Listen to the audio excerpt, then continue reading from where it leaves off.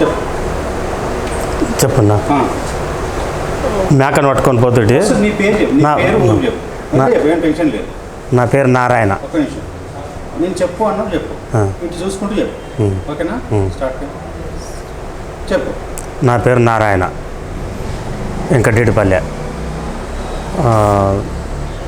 మేకను పట్టుకొని పోతుంటే తాడు దిగింది, కింద వన్య.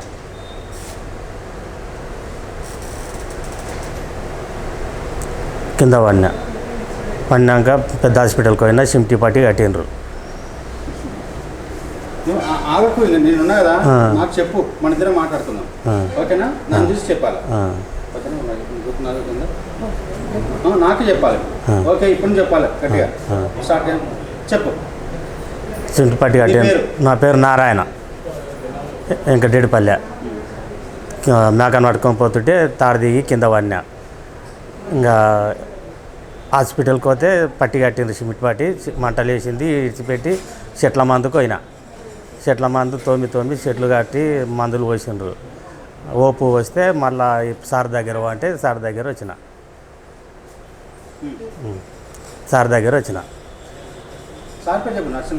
నరసింహ సార్ దగ్గర ఓ అంటే అని చెప్పిండ్రు. నరసింహ సార్ దగ్గర వచ్చిన, వచ్చి చూపించుకుంటున్నా.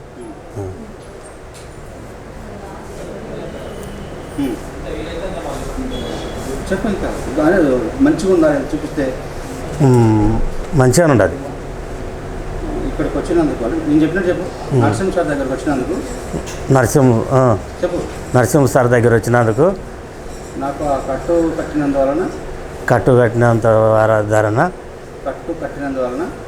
కట్టు కట్టినంత వలన కట్టు కట్టినందుకు ప్రాబ్లం అయితేనే సార్ దగ్గర వచ్చిన. వచ్చిన తర్వాత చెప్పు.